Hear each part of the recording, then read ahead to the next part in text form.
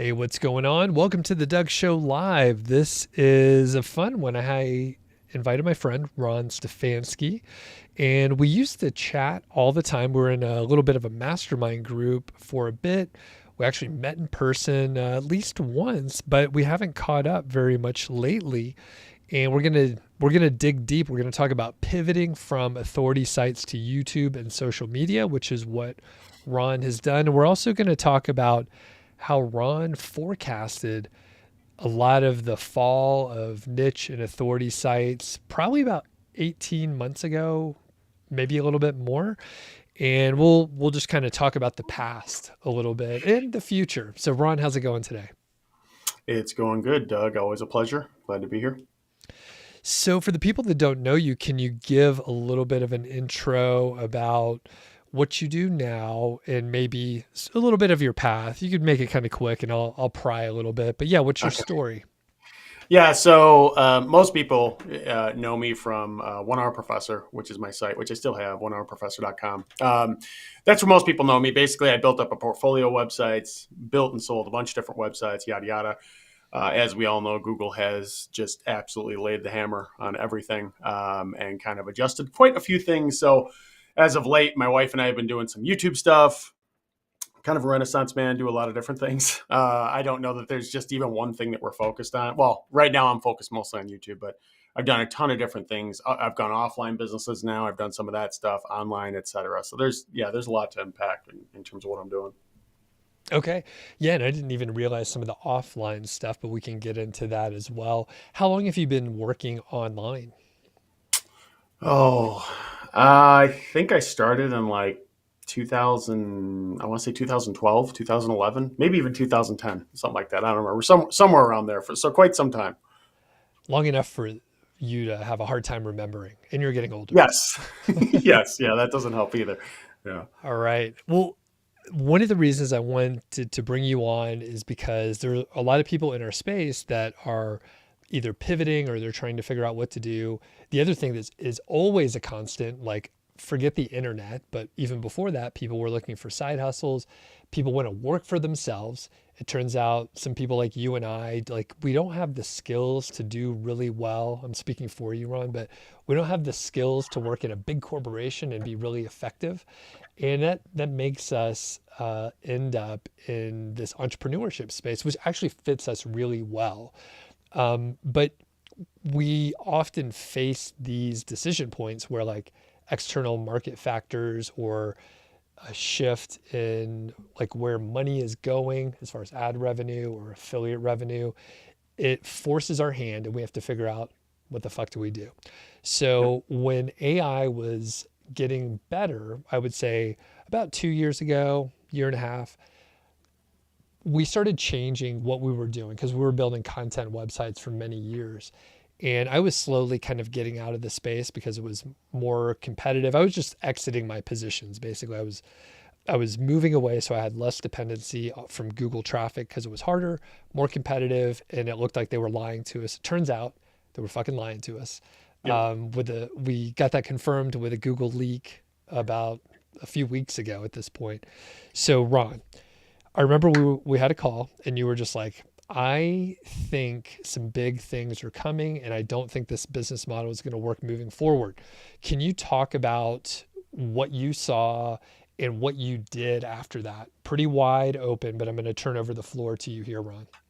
Sure. So I'm not too wise, but basically this you gave me too much credit. So here's what happened. I had a whole, like I said, I had a whole portfolio of sites, and I saw this is when Google or when ChatGPT, I think it was 3.0. It was either 3.0 or 3.5. I can't remember. I think it was 3.0 though. Kind of rushed onto the scene, and at that point when it hit, I looked at the content, and most people are like, "Oh, the content's garbage. It's AI." I was like, "It's not that bad." Like I've had writers that aren't that great. I've had writers that are better.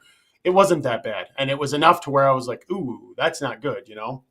So I'm looking at that, and essentially I realized like the biggest thing I've been saying to so many people about AI for so long, and now I listen to podcasts. I'm all about AI just because I'm trying to stay at the forefront of it.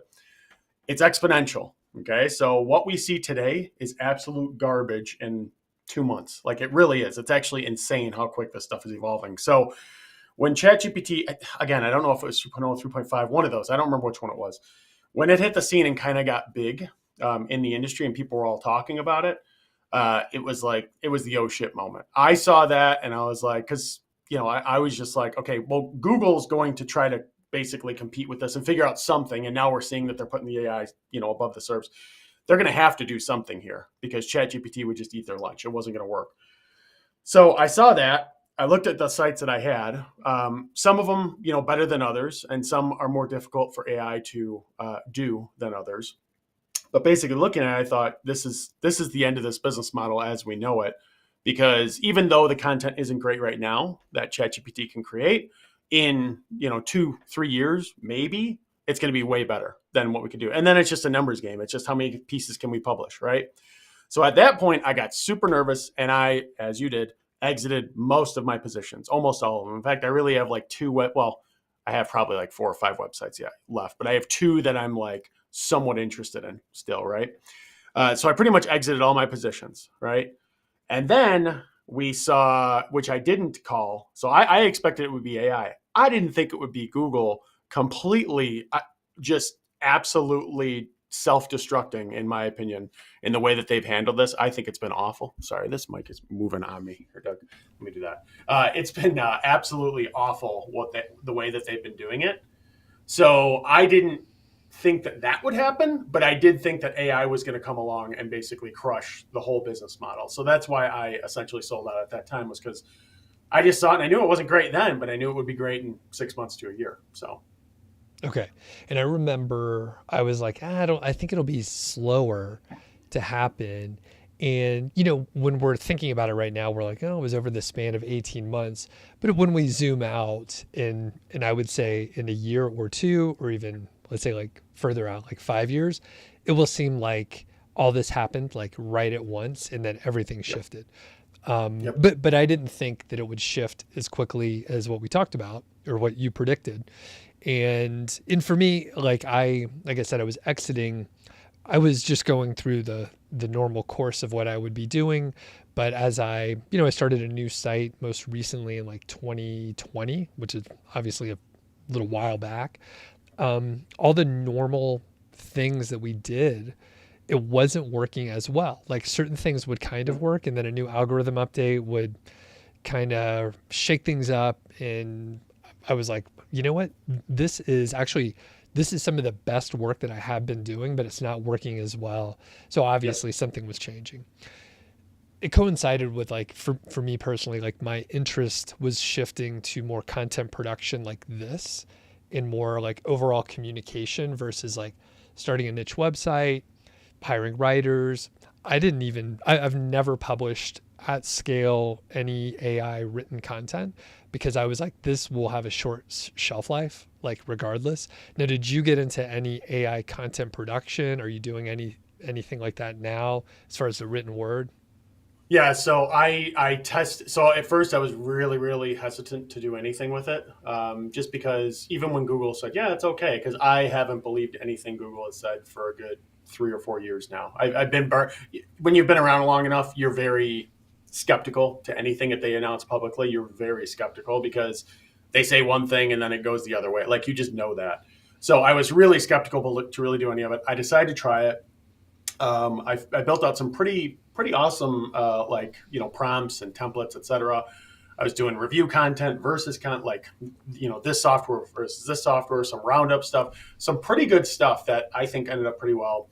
And then I had another site that I started that was all AI content.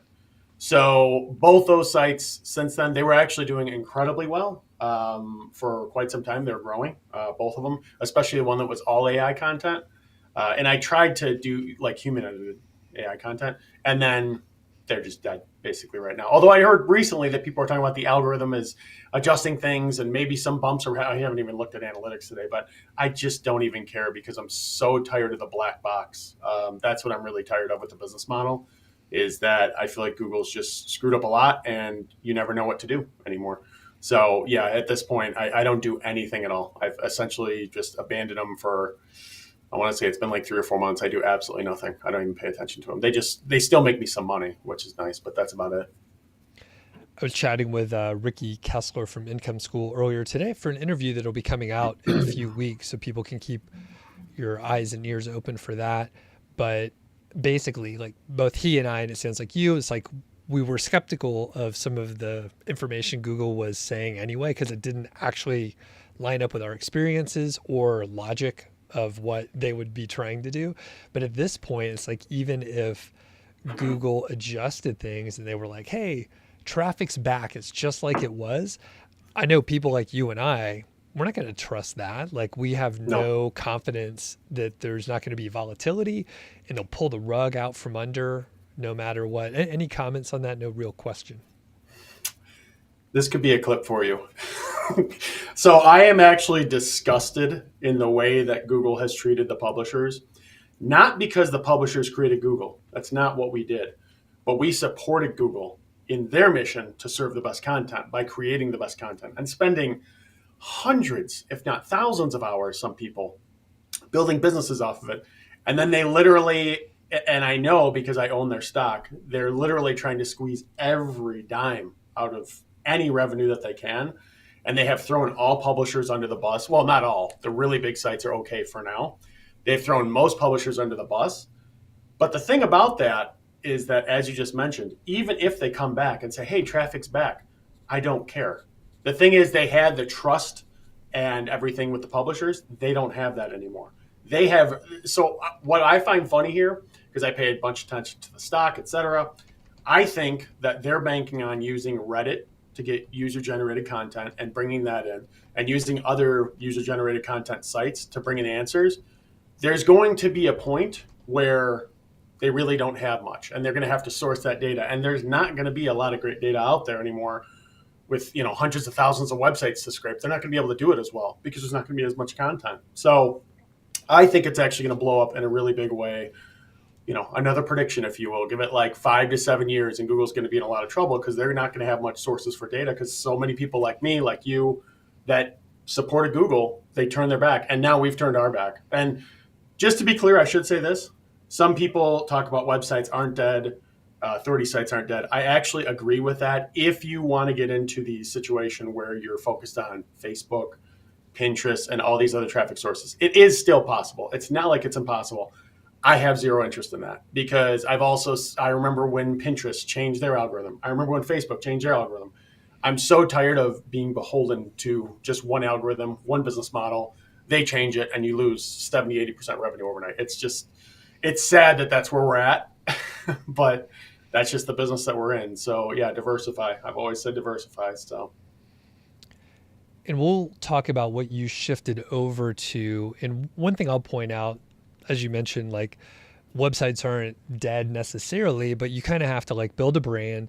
And from where I sit, the thing I shifted into was like digital products.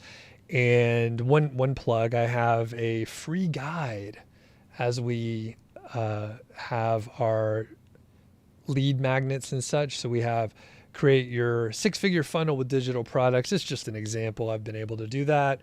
I know other people that have been able to do it too, but basically it's a little free guide, and you could go through and answer some questions to figure out what kind of digital product suits you best. So if you just follow the link in the description, you could download that. It's like a page or two, something really easy that people could check out. So again, for me, digital products have been awesome. And did you have courses or other digital products in your sort of overall business plan or monetization plan? First thing I'll say is everyone should get your download, because I know you'll create good stuff. But other than that, I do want to say, so I did some courses. Honestly, I wasn't, and even you know this, I wasn't great at courses and all, like selling my own stuff. I'm not great at that. I'm good at affiliate marketing. I'm good at creating content at scale, doing things like that and pushing it out. I got pretty creative in ways, basically partnerships and affiliate things and things like that, selling leads, things like that. I've gotten creative with things like that. But like just selling my own products, I've never been that great at. I get frustrated because I try a funnel, I build something out, I spend a weekend doing it, doesn't work. And I'm like, ugh. And then I just focus on other things. Like, I don't know, probably not a good thing, but yeah. So I did it a little bit, but not to great success. And I think I mean, it's not necessarily easy. It's a simple business model, especially if you listen to, I don't know, you just listen to one of my podcasts or other people podcasting. It's like, identify a problem, solve the problem with a digital product, sell product. It's like 3 steps, super straightforward, but it's pretty tough to do. And I know you Yeah. put a lot of, No, it definitely works, right? A yeah. ton of people make a ton of money doing it, but like it is that easy, but it's the details within there that make it difficult. That's the thing that really makes it difficult because there's so many little itty bitty things. You might, an email may go out that doesn't say it right or whatever. So, you just got to keep testing and iterating, which I'm just so impatient. So, And that was one of the keys for me. And I know we talked about it. I'm like, I had my initial launch, and I think it was like a 10 to 15K launch, which is great. I mean, that's like a huge chunk of money coming in like within a few days, like 5 days or something like that. But the real money was after like 18 months of iteration. I would launch every quarter, and yeah. it was like change one thing, monitor, adjust, do it again. And it was a real motherfucker to deal with. But like once you hone it in, then it's like, this works really well for a pretty Yep. long time. And well, let's talk about where you shifted, because it does fit in. So I leaned into YouTube. Again, I was chatting with Ricky from Income School, and they leaned into YouTube around the same time. He and I collaborated and met probably for the first time like almost a decade ago. I think he mentioned we were like both under 10,000 subscribers on YouTube, and I felt like we were getting started late, but as time goes on, the compound interest of like our efforts like paid off, and you have shifted over to YouTube. So I'm going to share your channel here, and I'm going to display it on the screen. You may not see it, Ron, but I'm going to display it. I'll put you up here. What's your channel about? What are you trying to do? So the Review Family is the name of the channel. So I used to have like the 1 Hour Professor YouTube channel, which is focused on online business, blah, blah, blah. I just got tired of talking about it. Like, you know what I mean? So doing it for so long, I could talk about it till I'm blue in the face, but I just don't want to anymore. So my wife and I have always wanted to do a YouTube channel. And there was so many times that we thought about it and couldn't really execute because we had to find an interest that worked for both of us. So this actually started, as one of the side hustles, which did okay. We got into the, the Amazon influencer program, I think is what it's called. I know some people are talking about it. It was okay. It's super competitive. We make some money from it, but nothing like crazy, right? But we're basically in that you're reviewing products, and we just found it was so competitive, and it's just getting more and more competitive, and it's like, whatever. So we did that. But in doing that and kind of testing out that as like a side hustle, if you will, we realized like we could just review products. Like that's not that difficult to do, right? So we started to get into doing that, and then realized that the Amazon influencer thing was too competitive. So we moved into a channel where we, as of right now, are essentially doing almost like roundup reviews of different random products. Like, frankly, just entertaining stuff. We're trying to be entertainers, which is not necessarily easy for me. My wife's a better actor. I'm not necessarily an entertainer, but it's a different skill set. And it's been actually fun to film the videos with my wife, which is such a nice change of pace from the stress of websites that I was dealing with. So basically what we're doing is we'll buy 5 to 10 products and then make a review on I remember there's one that's like products for people that hate their jobs, or products for, or products from Temu. That's a big thing that's, trending around the US right now, products from Temu, et cetera. So we've essentially built that out. We're not even monetized yet. The channel isn't monetized yet. But it's something that we have had just a lot of fun with, and kind of, actually working on the business model. And I know that the cool thing, and what I've said to a lot of people, is that your skills and websites will transfer over well to a lot of other things. You don't realize it until you get into it. But right now, we're just doing these things. I'm learning more about YouTube. I'm understanding it, understanding how their algorithm is, et cetera, and focusing on that. And there's a lot of ways to monetize this beyond that, right? There's a lot of sponsorship things that could happen. We eventually could do our own e-commerce play. There's a lot of things that can come out of this. So this is a slow, very slow, steady grind, essentially right now. Right now, I just had to look. We have 834 current subscribers. Once we get to 1,000, we'll be applying for monetization. But we've gotten some decent views. It hasn't been, Doug, I don't remember how long it's been since I actually started this. I told you when we were starting. I don't remember. It's been 3-4 months, maybe. I don't really remember.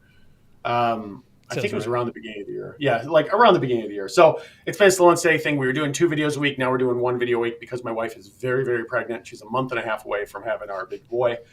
So I've just had to kind of slow down, and we agreed it was best to do that. But yeah, it's been very interesting. One thing that I love about it is that the feedback loop on YouTube is much faster than Google, because you publish a video and their algorithm, it picks it up, it starts showing it, and then you can quickly see what's going to happen with that video, right? And that's something that with content, on a website, you don't necessarily get. So it's been an interesting experience. So we've done that. Can I get into the other things that we're doing with it as well? There's quite a bit. Yeah, you know what? I have Want to a go? follow-up question which might like follow Okay. along exactly. Ask now. Yeah, ask now before I before I jump Yeah. into a tangent. What's the monetization plan? You were like ad revenue, and you were like there's other things you could do. So what are the top 3 things you're expecting to earn money from, and when will you be doing that? So first thing is going to be making money from just the ad revenue on YouTube, right? Most of the earnings per thousand views, we're predicting around $5 to $8 per thousand views, which in a more general niche like this is pretty typical. I don't know what that number is going to be yet. I have no idea until we've actually done it. So I assume that that's going to be the first thing, and that's the real passive, easy stuff to do, right? The second thing that we know will happen, and has slowly started to happen, brands are reaching out to us and saying, "Hey, can you feature our video, or can you feature our product in one of your videos?" Right? That's slowly starting to happen. We're also working on different video formats too, which we haven't even published yet, but different video formats like $1 versus $100 item, et cetera, things like that, to bring in more potential for reviews. Right? So that's going to be the second part of it. Third part of it that I'm most looking forward to is the e-commerce play. Most of you probably haven't watched the channel, but if you would, you've noticed that every single video I am wearing like I want to say kind of dumb t-shirt, like just like a creative, weird, quirky type of t-shirt. I eventually actually want to do t-shirts as a whole brand and probably do like a dad t-shirt brand thing. That's something that I'm eyeing. It's so far off. I mean, you're talking about wanting to get like 50,000 subscribers, right? So we're waiting on that, but those are probably the 3 main ones. And then there's also the possibility of getting into an email list, and then selling different products that we actually recommend, that we reviewed, that we like, things like that. Those are all things down the road. Right now, we're strictly in growth mode. We're just focused on that, not even really monetizing right now.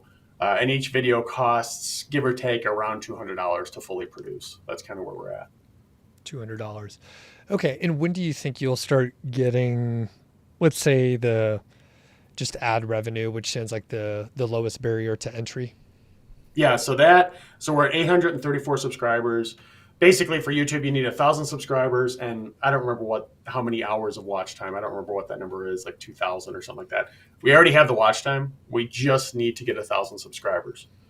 So once we do that, then we're going to apply to get accepted into there, and then at that point, we'll start making that ad revenue. And I will say, if anybody's doing YouTube, one thing that we found, it's very difficult to get subscribers on long form videos, right? So 8, 10, 12-minute videos, it's very difficult to get those. You'll get them, but it's very difficult.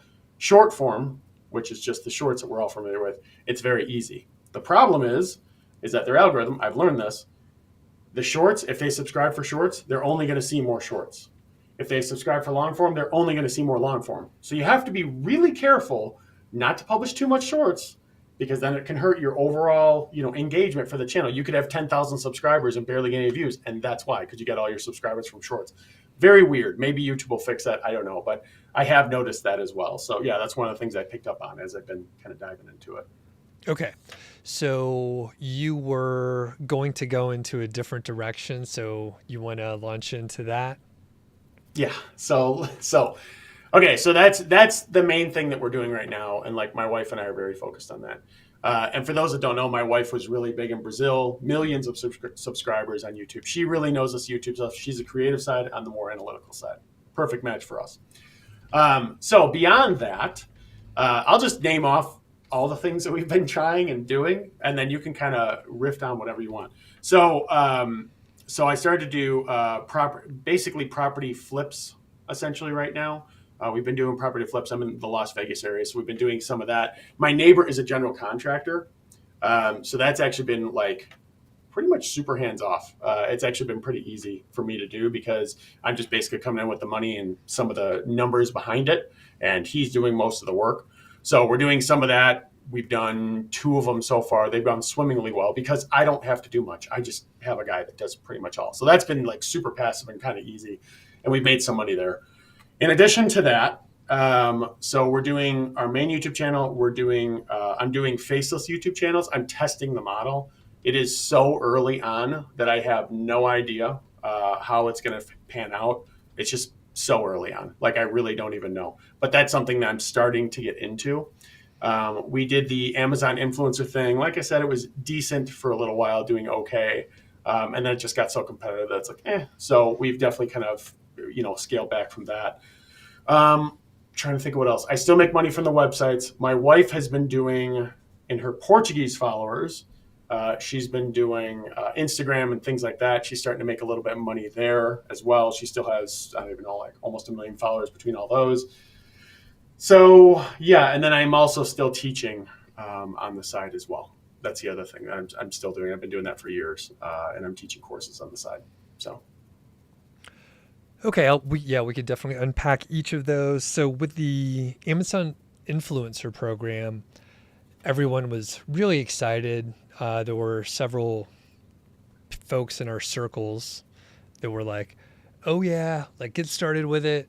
I started earning money in under a week. And I'm like, all right, either it's not that much money or it's going to be so saturated. If the barrier to entry is too low, it's just going to be bullshit within a few days.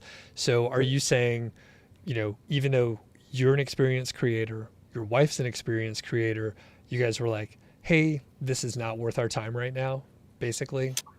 Yeah, so it started off when we first got into it. They were more selective about quote unquote influencers, and we just were able to kind of piggyback off of my wife's influence that she has on YouTube, et cetera, or on Instagram, et cetera, because she has a lot of followers across different social media just from what she did before, right?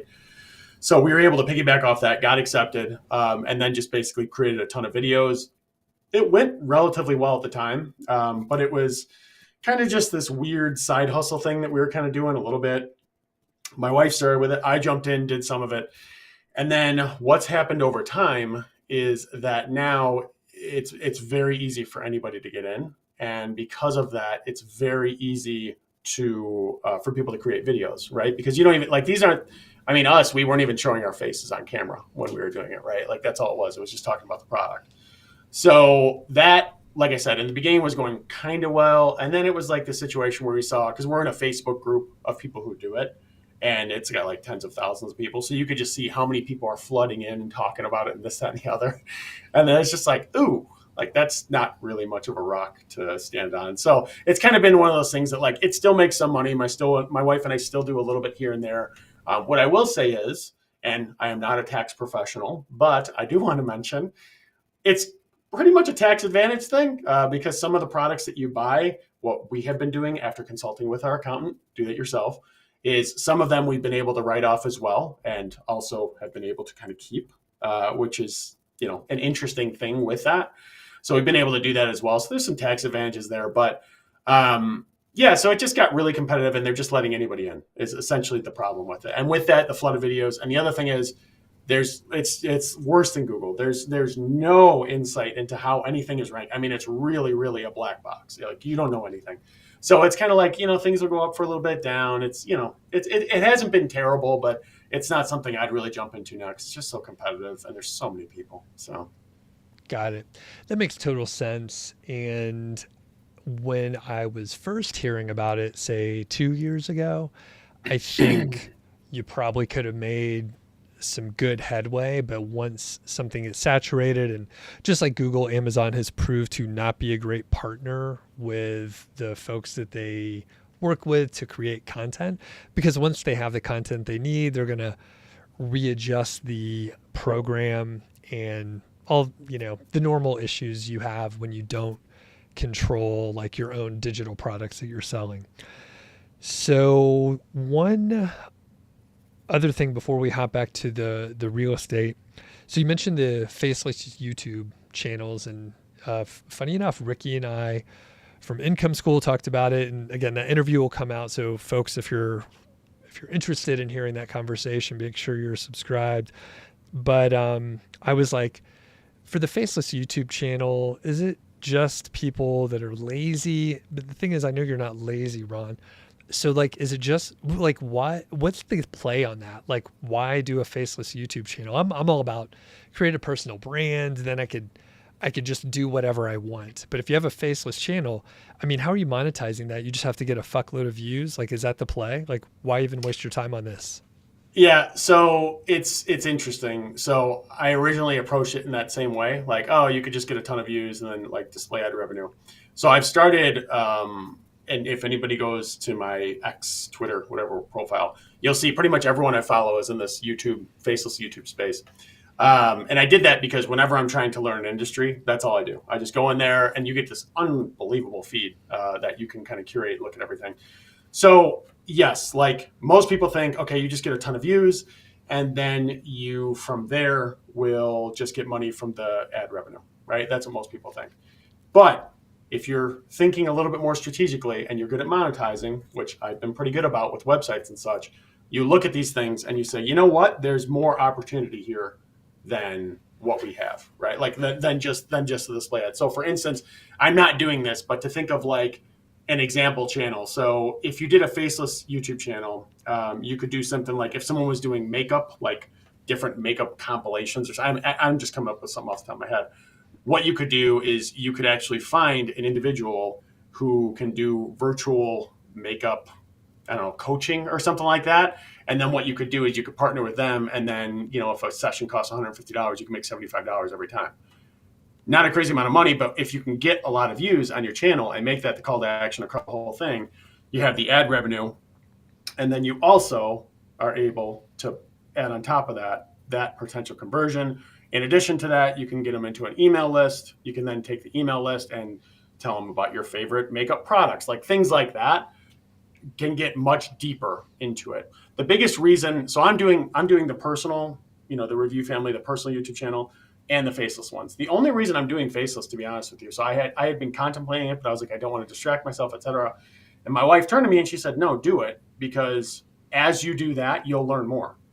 So I'm just basically fully engulfed in this whole YouTube ecosystem at this point. So economies of scale, I'm learning everything from all of them at the same time. I'm learning over here, why was the retention so good over here? Why did this thumbnail work so good over here? I'm learning all these different things about it, right? So when I'm fully immersed in something, I'm learning from all these different facets. I already built one channel that did not work, and it was a total and utter failure, right? Which is good, because I knew it was a failure pretty early on. I thought maybe it would work. It didn't, right? So knowing that, I think, is a good thing, and it's just a good skill to have. So it's more than just the Faceless thing. The reason why Faceless is more appealing, it's a lot like websites with content where you can just scale, right? That's a nice thing. Personal, you're always going to be stuck to, I have to film the video. I have to do this. It's just slower, right? We're doing both because, like I said, I just want to be fully immersed in the whole ecosystem. I do think that Faceless YouTube channels, I will say it right now, have a limited time that this is going to work for, because eventually AI will also, and they're already talking about with Sora, there was actually, I can't remember what company just did. I think it was maybe Coca-Cola. Someone just created a commercial just using that software, a big company. I don't know if you know which company it is, but a big company just did this, created a whole AI commercial with just AI video, right? So the end is coming for that. I think video is a little bit harder. I think maybe 3 to 5 years on that whole scale. So kind of like websites, I'll just make Faceless YouTube channels, build them up, hopefully sell them, get a few in before it all kind of falls. Yeah. And then, and still have the personal channel on the back end of it. That's why we're doing the personal one as well. So, is it okay if I challenge you on this? We could have a little debate. Go ahead. All right. So, number one, do you think you're actually learning more by working on the two channels, or are you just convincing yourself that you are learning even faster? I genuinely think that I'm learning more because I'm building out the channels in a way. It's hard to explain without giving away the niche, but I'm building out channels in a way and videos in a way and I'm testing things. So there's so many different approaches that you can take in video. There's so many different calls to action. There's so many different things that you can do in video that are not more difficult to do with text, but with video, you don't really necessarily know how people are going to react, right? So I think that I'm definitely learning more from that perspective. I can tell you what a good retention is for a personal channel, what Faceless is, and looking into the X Twitter feed, I'm seeing people that are doing some pretty crazy things, frankly, where I'm like, how? Like, how do you even do that? But they're all, of course, the fringe cases of the situation. So yeah, I'm definitely learning more 100%. I have no doubt about it because I'm just involved in the whole thing. So the review family, which is your channel, and the link is in the chat for people, they could check it out. So you have 835 subscribers, 63 videos, 144,000 views. You don't have to reveal the other channel. That sounds like it's a big secret, but how many subscribers do you have there? That's the thing. It's so early. That's why I was saying it's so hard to say, because I have multiple. I'm going to look. Hold on. So not many. You're saying not many. It doesn't. Okay. It doesn't, the exact number doesn't matter. So one of them, yeah, I have basically under 10, but I literally started this less than a month ago, probably 2 solid weeks. There is one other channel that we've actually had that we stopped before. So this is an interesting thing too. So we had another channel that has 2,000 subscribers that we stopped before. The reason why we stopped it is financially it wasn't viable. It just wasn't a viable business model, because you're talking about script writing, voiceover, editing, very expensive. Now, because AI's gotten so good, we're able to outsource some of that, not the entire thing. So we've been able to do some things with that get pretty creative. That has brought the cost down. So that one we're building back up. But yeah, that's the hard thing with this, is that I have 2 other channels that we're basically doing that are faceless, and it's so early that I can't even say if they're definitively really successful or not. I could say we're getting views, but cool. Subscribers, that's the thing. I don't focus on subscribers anymore. I've kind of learned with the algorithm the way it is. You focus on the views. That's the thing that matters. So yeah, subscribers are bullshit. I grew my channel really just with ads, and it's just to get the old plaque, So I'd be an idiot if I didn't ask you. So you're learning at it sounds like a 3 times rate, because you got so many channels going on, right? So what are your biggest takeaways? Like, what should I do, right? I'm always trying to learn. What should I do, or what should someone do with a channel? Because you're, like you said, you're testing and shit. Tell me. The biggest thing is your first 30 seconds, and they even have it as a metric in the back of YouTube. Your first 30 seconds. We don't script on our personal channel. We don't script the first 30 seconds. Your first 30 seconds are so crucial to the success of the video. If you can get it between, I want to say 60 to 75% in terms of retention for that first 30 seconds, your video is going to probably do pretty well, right? So that's probably one of the biggest things. In addition to that, thumbnails matter so much more than I ever gave it credit to. I never cared at all. It matters so much. There's also ways to do A/B testing for your thumbnails. A lot of people do it. Well, not a lot of people do it. Some people do it. It's very the big new. Creators. It's very new. Yeah. So they launched it on YouTube new, but there's actually a software that you could have done before this, which Spencer Hawes over at Niche Pursuits, he had shared, and then I found that. So it's actually a very big thing. Your thumbnail, so many people are like, it doesn't matter. It matters. And I was one of those, it's good enough. It's not good enough. It really does matter if you're trying to not focus on SEO. Okay. So YouTube, there's the SEO side, and then there's the, let's try to go viral side. I mean, I don't know what you want to call it. CTR side. It's so let's talk about that. Title, thumbnail. Yeah. That's it. Yeah. So I was focused a lot on the SEO side before, focused just on the title mostly. And I was like, the covers don't matter. They didn't matter. Not that much, because I was focused on SEO.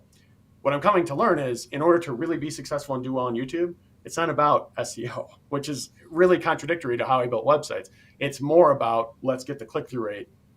Like you just said, that matters a lot more than anything else that you could do. So of the biggest 2 takeaways, I'd say that. A third thing is always trying to direct people to another video of yours, because not just the watch time on the first video, but overall watch time on your channel, overall time, session time, if you will, is also crucially important. So those are some things that I'm learning for sure. And I would say anybody could probably take to any channel. That's a universal best practice. So, And as it was perfect insights, I was going to say through my research, and I watched a lot of like YouTube tutorial type channels for several years. It's like those are the things you just described. Those are like the top things. It's like yep. thumbnails are huge. It's a visual thing. Sure, you can do SEO, but we were coming at this as SEOs, and it turns out like most of your views, like huge majority of your views are going to come through like suggested videos for most people most of the time. And if you got a good thumbnail, if you have a good short title, that's probably going to be most of your views. So, and Chris does ask in the chat here about A/B testing thumbnails. It is now integrated, I believe, in YouTube Studio. There used to be external software, but you could just use the software in YouTube Studio now. Is that right? Yeah, the only problem with, so they just released this like a week ago. The only problem with it is, so you could do up to 3 variations. So the original and 2 more. The only problem with it is that you can't test the titles, which I know some people are like, oh, the titles don't matter. It matters way more than you realize because you have to get the click. So you can't at present anyway test the titles. With third-party software, you can test titles. So that's something to consider. But yeah, it's in actually YouTube. They just released it. I think for all channels, all my channels have it. I'm not 100%. I can't say if it's every channel out there, but for all my channels. Right. And what is the software that you used before where you could test the titles? Do you know? If you don't know, it doesn't matter. We'll just keep moving here. Hold on. Keep going, and I'm going to pull it up because I have it here. I'll interrupt you in a second. Keep going. Okay. Let's talk about real estate just briefly. So I fucking hate real estate. Most of my friends around here are into it. One of my good friends, she's like a podcast host for Bigger Pockets. Have you run across Bigger Pockets yet? Are you familiar with them? I have actually. Yeah, I was listening to them quite a bit. Yeah. Yeah. So they're huge. And I mean, the market has shifted, right? I mean, like real estate is more expensive currently. Interest rates kind of suck. Yep. And I know for a fact, like because of that, like people are looking for other opportunities just because it's prohibitively expensive. But for me, real estate is not the right thing. I am much more passive, and I hate all the people that work in real estate, agents, brokers, insurance, like they all suck. I just don't like to, sorry to you folks out there that work in real estate. But real estate agents don't realize this, but most people don't like them. So just newsflash for you real estate agents out there. Again, sorry to offend you, and I appreciate you watching. But what drew you to real estate? It's just the sexy returns that you saw? Okay, so first, not to pivot, but thumbnailtest.com is the external software. I knew I'd be able to find it. It's called thumbnailtest.com. Anyways, so real estate. So, okay, here's what happened. So I sold a bunch of sites. I had a bunch of money. That's what, and I'm not like gloating. That was the situation. I had a lot of money. I started to definitely invest into all the different stock, et cetera, mutual funds, all those types of funds, everything like that. But I previously owned an apartment, previously had a house that we sold. We kind of flipped that ourselves. So I've always had kind of an interest in it in general. It's just been one of those things I've kind of always been interested in. That's probably the main reason. So, and I've done pretty well when I had done it myself. So when I was looking at the money in the bank and the money in the stock market and mutual funds, et cetera, have a good portion still, a very good portion inside of all our investment accounts, et cetera, but had some extra cash. And I was like, man, I really like real estate because of the equity and all that sort of thing. But it was a situation where it doesn't make sense to really buy and fix up and hold because of the reasons that you mentioned. So we started to get into flipping with our neighbor. He did some of the work for our own house, really nice guy. He did some of the work for our own house in like fixing, and I mean completely gutting our kitchen, living room, et cetera. He did, and it was like top-notch work. And then I looked like online because I was like, oh, this is really good. And like I know him personally, but I looked online, he's got really good reviews. So I was like, he knows what he's doing. I talked to him. He said, yeah, I've already flipped a few houses for this guy and this guy. Because we just were mentioning, like just talking, like not even trying to sell me anything, but we had talked. And I just went to him one day. I said, hey, are you interested in potentially partnering where I could fund like 70% roughly of what is needed to actually go and flip some houses, things like this. He said, yeah, of course, he's got a friend that's in real estate that has lowered their commissions. So we've got some advantage. I've got a significant advantage there because I have a general contractor and a realtor that doesn't charge the full price. That's basically why I went into it. And I was like, yeah, we could do it. We could do it. So like I said, we've gone through 2 smaller houses now. I think that the Vegas market is very unique because all that California money is piling over. I don't know necessarily this would work everywhere, but that's one of the things that's really unique about our situation is that there's just so many California transplants that have straight cash. So we've been doing that. And, with the split and everything, it's been pretty good. It's been mostly passive for me. Like there's been a few times I've had to invest a little bit more money, but it's come back. Right now, we don't even have anything. We're presently looking for one. So it's been one of those things that he's just basically able to look at something, say, okay, this would cost about X amount of dollars to fix. He does it, fixes it all up, we split it, and that's pretty much it. So, what return are you getting? Do you know? We have, I mean, if you're talking about percentages, I can't necessarily give you that because I haven't even done the math behind it, to be honest with you.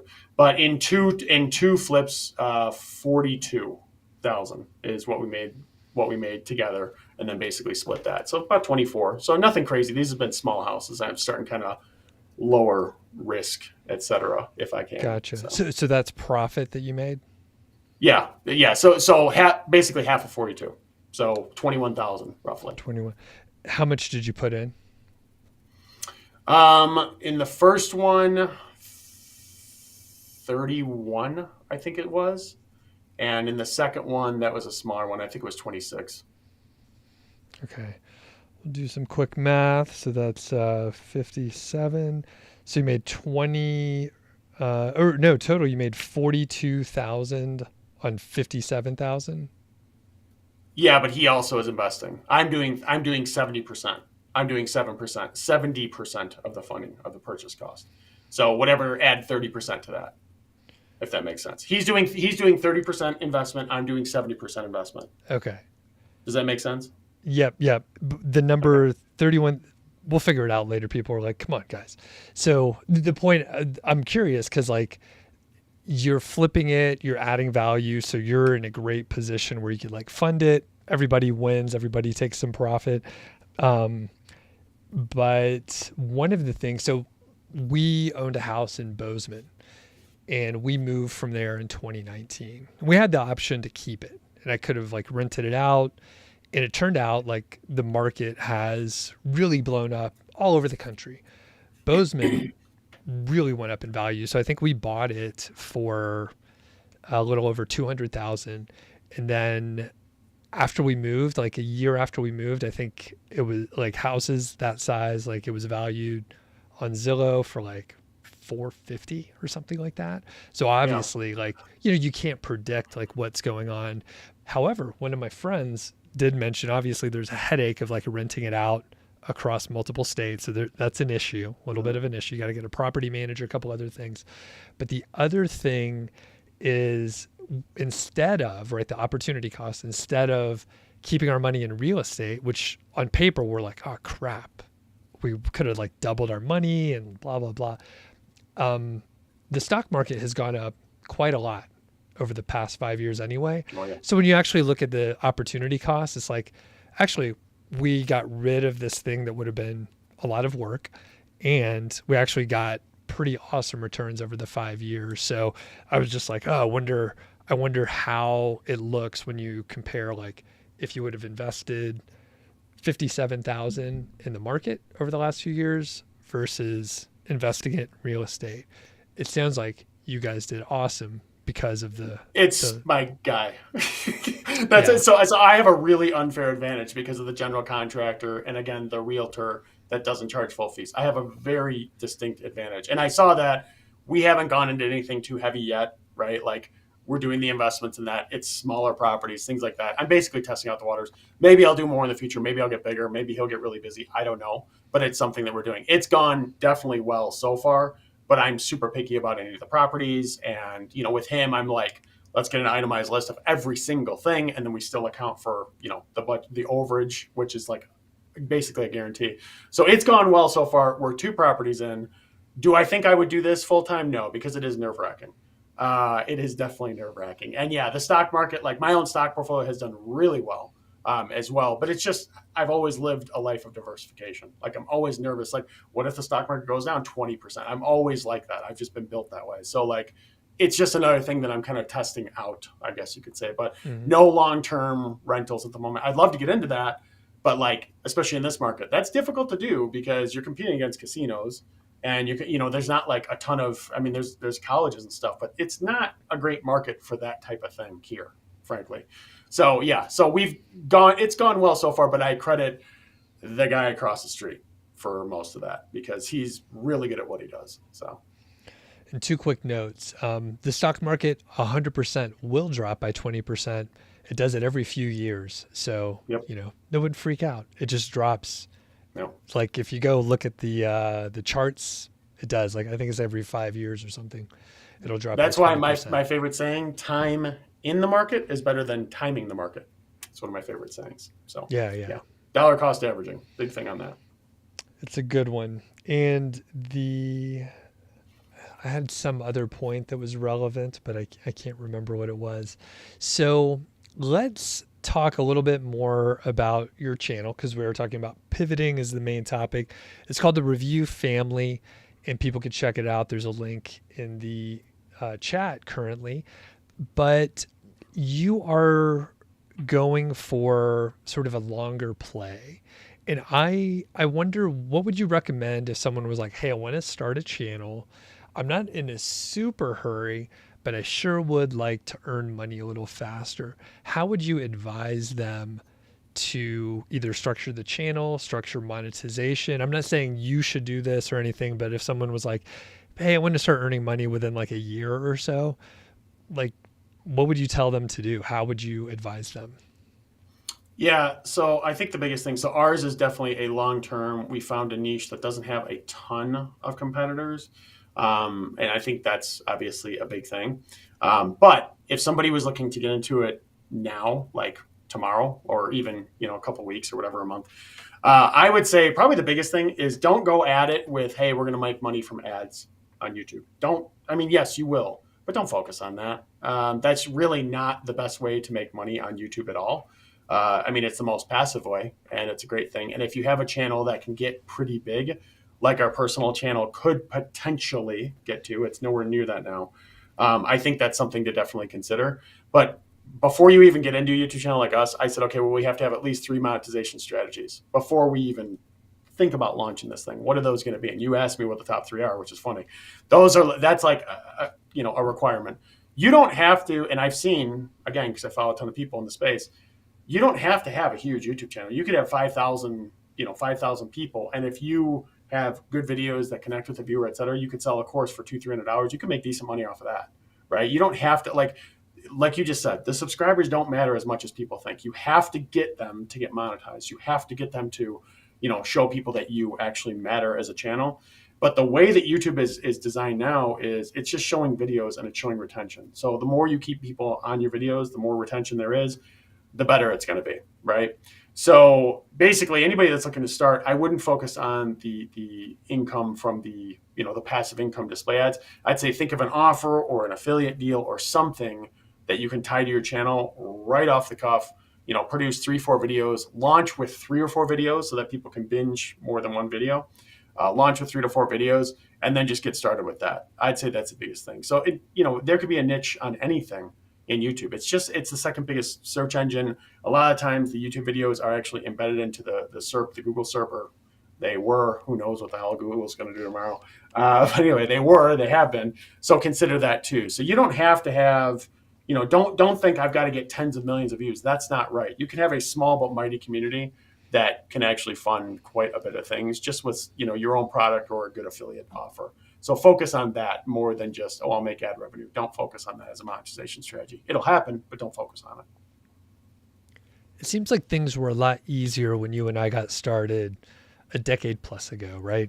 So if someone was like, hey, I think like earning money online on the side is kind of played out and it doesn't seem like there's a clear path here, would you tell people, what would you say if someone was like, yeah, I don't think working online is like a viable option? I'd say you're wrong. There's so many Well, opportunities. yeah, defend it. Yeah, tell us. Yeah. That's it. Like, that's the thing. Like, you could say like, oh yeah, you can't make it online. Like, you can't make money online. Okay, just go anywhere and say, you know, how to make money online. You're going to see, usually you'll see, of course, like, these are the 50 ways to do it. But then you'll also, if they're a good source, see examples of people that are doing it. I have a friend that just, this is going to blow some minds. He just started an eBay store. Yes, eBay. Remember eBay, right? And he's selling just clothing. He's buying stuff and then reselling it. He's making $2,000 a month. He was somebody who was in the website space, got absolutely eviscerated, and now he's in that space. And he's making $2,000 a month, and it's been, I want to say, 3 months. And he was making negative income from his websites because he was investing, right? So he just completely shifted. And there's so many ways to make money online. The thing is, you have to find the way that you actually like. You have to test things. Like, usually when I go into anything, so this is what's happening right now with YouTube. Right now, this year, 2024, is the year of YouTube. That's all I'm focused on. I do it for a full year. Okay, because I feel like if you do it for 1, 2, maybe 3 months, you're not really going to get it. You have to really immerse yourself and become obsessive about it. And it's so funny because my wife is like, I love when you get obsessed with things, because she knows that things will work. Because when I really dive in and just, that's all I focus on, it really does work. So you need to get obsessive and just say, this is the lane I'm staying, and I'm going to go, right? So anybody that says, yeah, you can't make money online, you're wrong. I'm sorry. Like, you're just wrong. You just have to find the right thing that you want to do. That's the thing. Because like I said, my friend has eBay. Well, guess what? He has to go buy all the clothing, list it, and then flip it. And so he has to go ship all that clothing. That's kind of a pain. Maybe that's not for you. Maybe you want to do YouTube. Oh, wait, you don't like being in front of a camera. Okay. Maybe you want to do blogs. Okay, well, now you're going to have to focus on social media, no longer Google. Like, there's always ways to do it. It's just a matter of figuring out what works best for you. I did an interview with actually a guy locally here named Paul. I hike with him. I didn't even know he worked online very much. And then one day I was like, hey, you got a YouTube channel. But anyway, he does drop shipping. And he was like, yeah, drop shipping for TikTok is really great right now because they're sort of Yep. subsidizing it. So Yep. he's doing like essentially drop shipping from Amazon, like Amazon, like, and there's just a markup. Yep. And there's, like everything, there's a software and there's systems and there's like certain products that do well, but they're, like I said, they're subsidizing the situation. So the economics will change sometime in the future, but right now, like, they're trying to get people to do that. And it's like you said, the same skill set that he was using on eBay drop shipping stores, he's now moved to TikTok, and it's pretty amazing. So I am fielding a couple comments out here. So Carl, our friend Carl, says all the best to you and your wife, asked about the baby, and then he's loving the new YouTube channel. Dennis mentions that you're one of the most trustworthy guys in the space. And yeah, a couple other mentions here and there, just about things we talked about. So yeah, and I agree with you. I think things are definitely harder to earn money online, but like there's a lot of opportunity out there. And at this point in time, it doesn't feel like it, but because all these very skilled people that were like building content sites for many years, there's a void. Like, people are searching for what to do, but it like leveled the playing field, and there will be stuff that is starting now, people sort of emerging. So the fact that Google pulled the rug out from under everyone, it's like huge opportunity for a lot of people. So I think we'll see big brands coming out of this, or like new business models like kind of explode. I don't think it's started yet, but I think things are going to shift a little bit. And I mean, for me, YouTube, it's fun. I just like it. Do you enjoy video production specifically? I do. I do. Yeah, like my wife and I, we're just filming. That's all we're doing. So she has editors from before. That's the thing. We have these unfair advantages in all these areas. Like, none of this happened overnight. My wife has put in her 1,000 hours, right? And I've put in quite a bit of hours too. So we are just starting this one and growing this one, but realize that we have years of experience in it. I enjoy the production. We have an editor. We have a virtual assistant that posts everything. They do everything. We literally film, done, press a button, it goes off, and then we review it. That's all it is for us. So it's really not that time intensive for us. Some people like edit and all that. That's madness. Like I would never do that. But if you have to, you have to in the beginning. So I get it. But yeah, we definitely enjoy the production part of it for sure. It's actually fun, which I haven't had fun in a long time doing this. So we're going to start wrapping up here, so I don't keep you on here all day, Ron. And I'll point out the channel again, and I'll put it up on the screen here so people can see it. The Review Family. And I'm curious, Ron, what are potential failure points that you're watching out for with this channel? So you were like, I'm going to work on this for 1 year. So what are the metrics or KPIs that you're looking at where you're like, it is time to move on and pivot to something else, or this is successful and it is working and we're going to double down on it? So what are you looking at? What are the true failure points in this? The biggest failure point with any YouTube channel, I can tell anybody that starts one, is burnout. Every YouTuber's dealt with it. Every YouTuber's felt it at points. Sometimes you just don't want to film. You get really tired of doing the same thing over and over. That is almost a guarantee that can happen. So we're really looking out for that. We're both very cognizant of it. That's probably the biggest thing. In terms of other failure points, I am 100% confident that this channel will work. Do I know to what degree it'll work? No, I don't know that. I can't possibly know that. But what I do know from YouTube is that a lot of it is publish, publish, publish. Eventually, one of your videos goes viral or semi-viral, and all of a sudden you get an influx of views, and then influx of views to that one video because of the algorithm. You'll get it to multiple other videos. And I only know this because my wife did it for so long. So we're going to do it for the whole year here. If this is going to be a personal brand, I really genuinely don't see this being something that we're stopping. We're trying to do, like I said, different video formats now, like $1 versus $100 items, things like that, to try to see about the virality aspect, because we haven't really gone quote unquote viral yet. I think our best one is like maybe 15,000 or something like that. So it's been kind of a slow grind, but that's what YouTube is. Like, I don't expect in this first year to get crazy, crazy good returns or anything. It's just a year of learning and diving in. When you're talking about the Facebook channels or the Faceless rather channels, those ones, it's easy. You publish about 30, 40 videos, and then you look at the numbers and you can say, oh, this sucks, or this is good. That's what I like about it. It's a quick feedback loop. It's not that expensive. It's not that crazy. So yeah, this particular one though, we're waiting. And I want to say one other thing before we do go, Doug. So the elephant in the room to so many people is, okay, everybody's like you said, a lot of people are pivoting to a bunch of different things, which I think you have to. You can still do websites, but if you're going to pivot, that's fine. Just know that if your worst case scenario, if you're in this and you're like, oh, I had a website and I was making $8-9 grand a month and it was supporting me and my family, blah, blah. If your worst case scenario is you have to get a full-time job, that's most people's best case scenario is that they have a job. So realize that worst case scenario, getting a job for a year or 2 years or 3 years while you do a side hustle is not that bad. Like, I legit was considering that at a point, like, ooh, do I have to go back into the corporate? Like, is that a thing I got to worry about right now? So far, it's been okay. But like, if I have to do it, I have to do it. This is an external market factor you can't handle. Like, Google crushed so many people in this. So don't have too much pride to go do that. Like, it may suck, it may be depressing, but it's not that bad because you can still do this stuff on the side. So I just want to say that to everybody, anybody that's like really stressing about it. You have my permission, and I'm sure Doug would agree. It's okay to go get a job if you have to. Like, don't have so much pride that you won't do that. Like, it's not the end of the world. Most people do it anyway. Just do it for a couple of years and keep building something on the side. Well said. So we'll link up so people can get to the Review Family. Is there anywhere else you want people to follow you or check out your stuff or anything like that? No, I'm pretty boring nowadays. I've been kind of quiet on a lot of different places. I'm in observing. I've retracted back, and I'm just basically observing everything that I'm doing. And I'm sure eventually I'll share some stuff publicly. But as of right now, I'm just learning, just sitting back and learning. All right. Well, this has been awesome, Ron. It's always fun to catch up. And like I said, we'll link up so people could find your new channel out there. And yeah, you got some other interviews out there so people could find you out there on YouTube. Yep. Otherwise.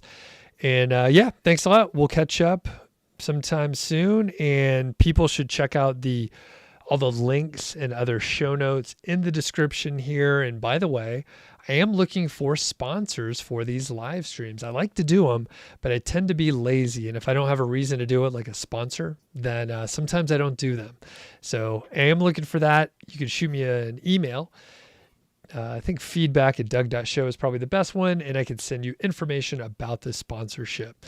So thanks a lot, everybody, and we'll catch you on the next one.